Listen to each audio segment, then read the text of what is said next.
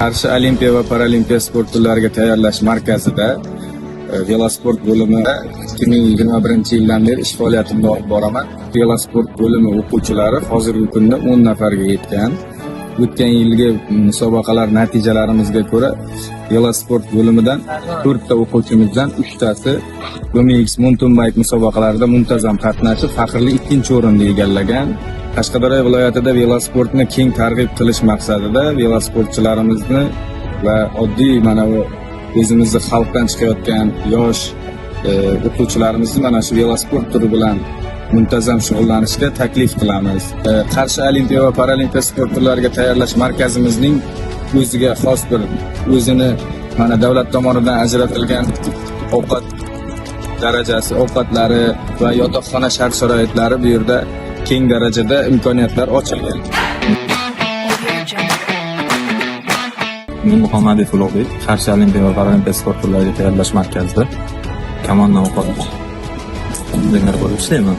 Hozirgi kunga qadar mana 4 yil mobaynida O'zbekiston chempionatlari, har xil sport musobaqalarida qatnashib, faxrli o'rinlarga egallab kelmoqdamiz.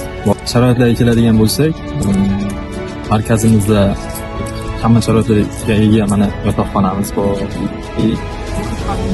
Oshxonamizda bolalar ovqatlanib, o'sha darsliklarni maktabga o'tib kelmoqda. Hamma sharoitlar yaxshi, sharoitlardan hech qanaqa muammo yo'q. Yangi sport turi bo'lganligi uchun hozirgi kunda o'sha viloyatimizda bu sport turi haqida ma'lumot kamroqda.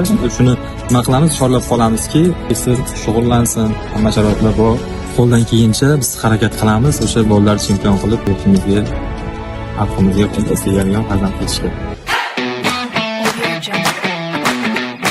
Men Isoqolov Nodir, Qarshi Olimpiya va Paralimpiya sport turlariga tayyorlash markazining erkin kurash bo'limi bosh treneri bo'lib ishlayman.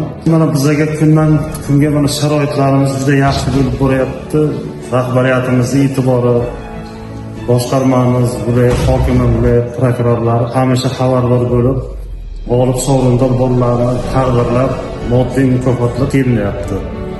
Hozirgi kunda o'quvchilarimiz, sportchilarimiz O'zbekiston Respublika musobaqalari, Osiyo musobaqalari, jahon chempionatlariga tayyorgarlik bosqichlarini olib borishyapti. Shu sport turiga qiziqadigan o'quvchi yoshlarimizni, sportchilarimiz, iqtidorli bolalar bo'lsa, o'qishga qabul qilamiz. Marhamat, kelib bizga uchrashib, murojaat qilishlari mumkin.